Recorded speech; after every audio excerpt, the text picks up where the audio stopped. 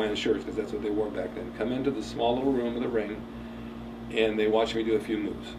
And they liked it. They said, that's pretty good. You're still green, but you'll get there. Back then, it was one of those things that you have to pay your dues. They're going to stiff you. They're going to hurt you. They do everything they can to make sure you don't want to be in the business. And if you last it, then you're accepted. It's almost like a fraternity. So, Buddy got in the ring with me. He says, well, we're going to be working on Channel 5. Let's just do a couple of things.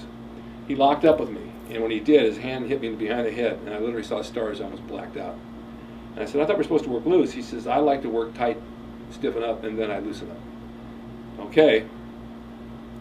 So it kind of like made my fears go away, but I was still apprehensive. My mom made me a really nice velvet sequin jacket to wear in the ring on Channel 5, a blue one. They had a lot of people in the audience. The cameras were rolling. I'm down in the dressing room, nervous as hell, trying to swallow, trying to take deep breaths, yawning a lot out of nervousness. Okay, they call me, you got to go down to the ring. Walk down the ring. So I got up, walked down the long walkway into the ring, got in there. All these people around me looking around, they're all cheering. They don't know me, but since I was the babyface, they all cheered me.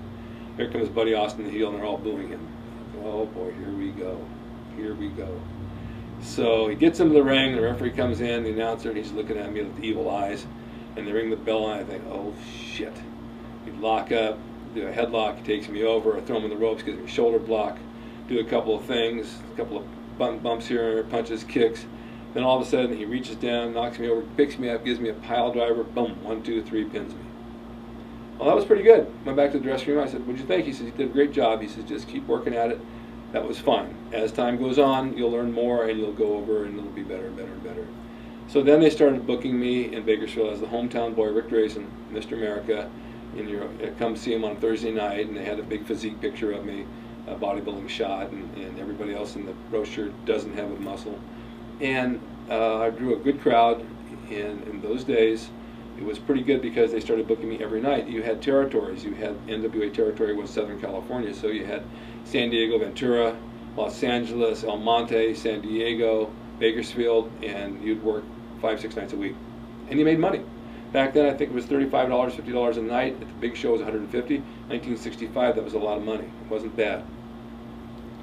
So that's pretty much how I got into it, but it was my body that opened the door. So a lot of you bodybuilders out there, use your bodies to your advantage and use your personality along with it. Like I said, don't be arrogant about it, but let it make money for you. I don't mean going to professional wrestling, but wherever you go, people will notice you and they will stop you. You don't know who's behind that next door, because just from being on TV wrestling, Channel 5, Channel 13 being seen, all of a sudden I started getting calls for TV shows and commercials and series, and one thing led to another, to another, to another, and I built up a big resume from doing that. So wrestling, I have to say, really helped, bodybuilding really helped the two together work. Now today in WWE, everybody's a bodybuilder. That's what they want. They want guys with big muscular bodies, 6'2", 6'4". It kind of changed the whole image of what wrestling is, because I think it took it into a different arena. Because back then, I mean, bodies sell, but also character sells. And character is bigger than body. If you have a good body, you have no character, it doesn't matter. If you see a pretty girl and she has no personality, then it doesn't mean anything to you. So I would say that developing your body, your brain, your personality, everything goes with it. So all of you bodybuilders out there who watch this, and maybe you might want to try your hand at wrestling, you might want to think about it, because it's a good business. It's very hard to get into nowadays. It was hard back then when I got in. I had a hard time getting accepted in a small club of older guys who didn't really want me.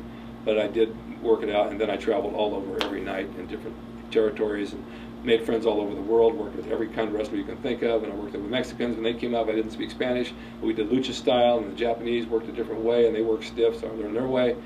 And I got the injuries to show it today, but that's all part of the game.